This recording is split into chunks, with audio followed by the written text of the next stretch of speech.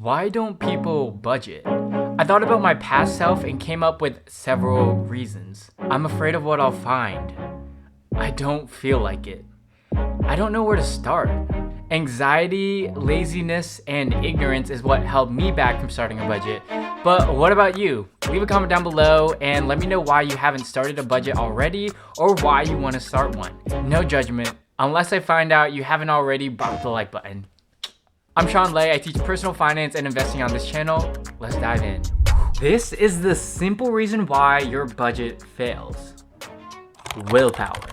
Perhaps you've already tried making a budget, tracking all of your expenses, but still somehow managed to go over budget. While willpower, self-discipline, and motivation are powerful things, we should not rely on them to get our financial life on track. Instead, we should rely on good habits and systems. I want you to think of someone you know who goes to the gym every single day. Can't think of anyone? Pretend that I do. After a while, that person enters a rut. Maybe they've hit a plateau or they realize they've been doing the same exercises over and over again. And at this point, the motivation to work out can be pretty abysmal. But day after day, this person continuously goes to the gym every day and stays active. How do they do it without having any motivation? It's because they set up a good habit.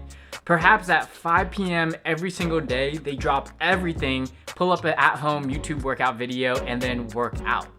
Or at 5 p.m., they make the simple effort of grabbing their car key and getting in their car. After they've driven to the gym, it'd be a waste not to work out. Here's another example of a good habit that I use to literally do anything I don't want to do. It's called the 5-second rule by Mel Robbins. It's pretty simple. If you want to take action, you have to physically move within 5 seconds or else your brain will kill it. All you have to do is count down 5, 4, 3, 2, 1, and then on that one, you move. The counting will help focus you on your goal or commitment and distract you from your thoughts, worries, and excuses in your mind. If you don't take action within the first 5 seconds, that's it. You ain't doing it. This is how I get up every single morning, even though I love sleep so much. Good habits can also help you curb your spending. If you see an item that you want to purchase, give yourself 3 days before you actually buy it. Most of the time, you're probably gonna forget you even wanted the item in the first place. While good habits are fantastic to have, systems eliminate the need for willpower completely. If you set up your budget so that it's on autopilot, you don't ever need willpower to reach your savings goals. This is done through automating your budget. Automation is the first of 3 key elements that make up a soundproof budget. It's the budget's back. It'll carry you all the way to your financial goals. The reason why automation is so powerful is because it takes the human influence out of your financial life. Similar to investing, the more involvement a person has in their finances, the more often they'll screw up. Every paycheck, automate a set amount of money to your savings account or investing account. This way, you don't ever have to manually transfer money into those accounts, which is where most people fall short in terms of their savings. By automating your savings, you are paying yourself first. Money goes towards your financial goals before it's all spent. I can't possibly emphasize how automation has helped me stay on track and reach my saving goals. The second key element to a solid budget is spending well. A budget is supposed to help you save, right? A budget is kind of like a two-sided coin. There's the saving side and the spending side. If you only focus on the saving side, it's not gonna be enjoyable. Sure, in the short run, you might save up a large lump sum of money, but if you aren't spending well, the entire saving process is dreadful. Let's talk about how to enjoy your life by focusing on your spending. The past several years, I've really come to implement minimalism into my life. And when people hear the term minimalism, You might think of an aesthetic interior design or people owning very few things. But at the core of minimalism is the alignment with your values. If you can identify what you value, you can redirect all of your spending towards that. Maybe it's family, travel, or food. There should be no limit to how much money you can spend on the things you love. You only live once, right? Now take everything you didn't think of. Car, big house, designer clothes, and we're gonna keep costs of these things to a bare minimum. We're going to redirect all of our spending from the things we don't care for to the things we truly value. This is how we can seamlessly feel like we're spending more when we're actually not, all the while feeling more satisfied with life. The last element to a solid budget is to free up your budget. You can change your life and spend less and less money, but there is a bottom threshold to how frugal you can be. On the flip side, there is no limit to how much money you can make. If you can make more money, increase your income, then you give yourself more leeway when it comes to your budget. There are two main sources of incomes that people might have. One is their primary source of income or their job. Now, the easiest way to rapidly increase your salary is to job hunt, to go from your current company to another company. If you have no desire to jump ship, ask your boss what it will take to be a great employee.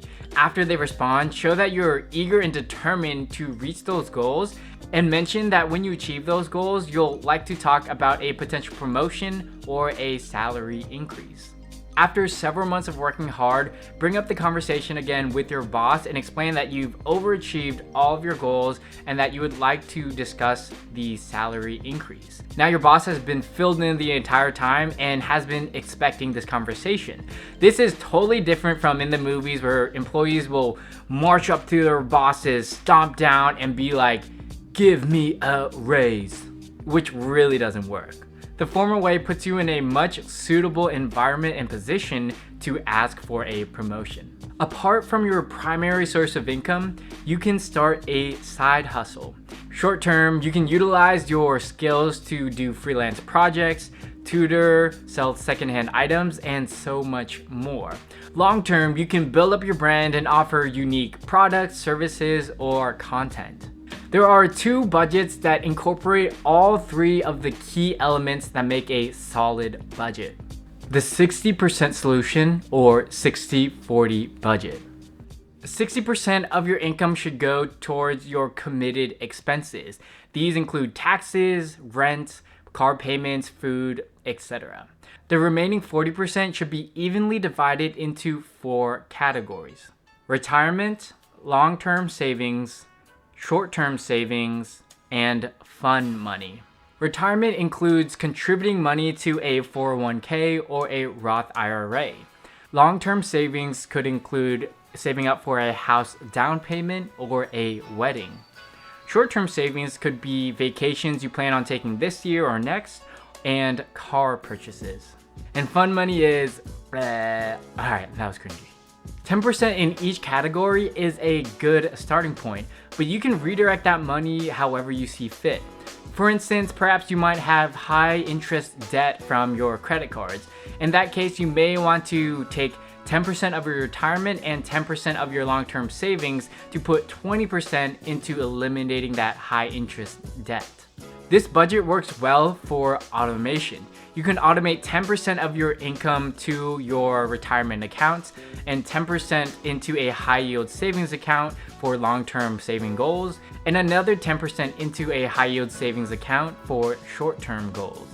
Some banks like Ally give you the capability of making buckets within your savings account. You can have a bucket specifically designed for your wedding and then another bucket for vacation. That way you can just have one saving account but have your money separated into these two saving goals. The 10% fun money allows you to guiltlessly spend on the things you care about. Going hardcore saving mode can be draining, and that fun money allows you to still enjoy life while reaching your financial goals. And of course, increasing your income will give you more money to spend, but I would encourage you to not inflate your lifestyle, and as your income increases, to increase the amount of money you save and contribute towards your retirement accounts and saving goals. The anti-budget. The anti-budget is the budget that I personally practice myself. The 60% solution is a fantastic budget, especially for those who don't know how much money they should be saving.